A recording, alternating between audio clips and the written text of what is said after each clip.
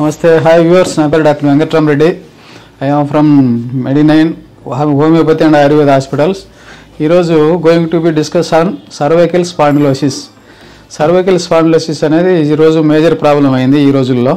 ఎందుకంటే ప్రతి ఒక్కరు సాఫ్ట్వేర్ ఎంప్లాయీస్ అంతా కూడా సిస్టమ్ పైన వర్క్ చేసి వాళ్ళు మెడ అట్లే ఉంచుకొని దానికి cervical spondylosis డెవలప్ అవుతూ ఉంది. దానికి మనం ఏంటంటే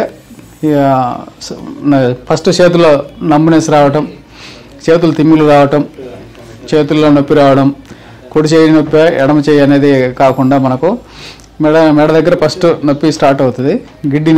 మనకు గిడ్డినెస్ కూడా మొదలవుతుంది.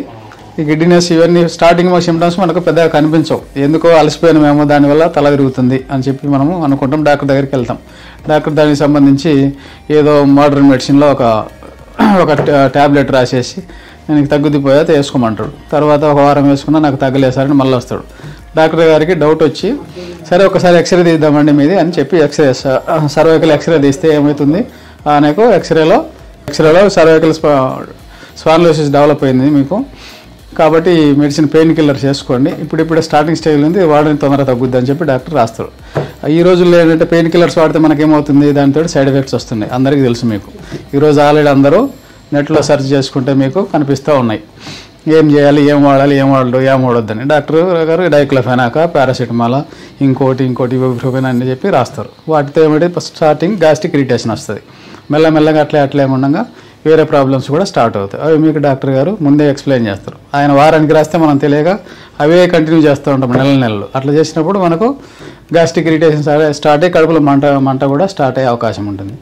మెడినైన్ హాస్పిటల్లో హోమియో ఆయుర్వేద తోటి ఇవి సింపుల్గా స్టార్టింగ్ స్టేజ్లో మీరు వచ్చిందంటే 2 నుంచి 3 నెలల్లో ఈజీగా హ్యాపీగా పెయిన్ తగ్గేసి ఇంటికి వెళ్ళిపోతారు.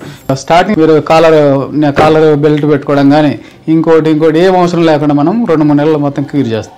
కాకపోతే క్రానిక్ ఏదన్నా ఉంటే మనం కొంచెం టైం తీసుకునే అవకాశం ఉంటుంది. 6 months 1 year మీకు ఎప్పటి నుంచి స్టార్ట్ అయింది ఇవన్నీ చూసుకొని దాన్ని బట్టి మనం మా ఎక్స్పర్టైజ్ డాక్టర్స్ ఉంటారు ఇక్కడ, దాన్ని బట్టి డిస్కస్ చేసి ఈయనకు ఏం మెడిసిన్ ఇవ్వచ్చు, ఏం లేదు, ఏమనేది చూసుకొని క్యూర్ చేసే అవకాశం మనకు ఇక్కడ ఉంటుంది.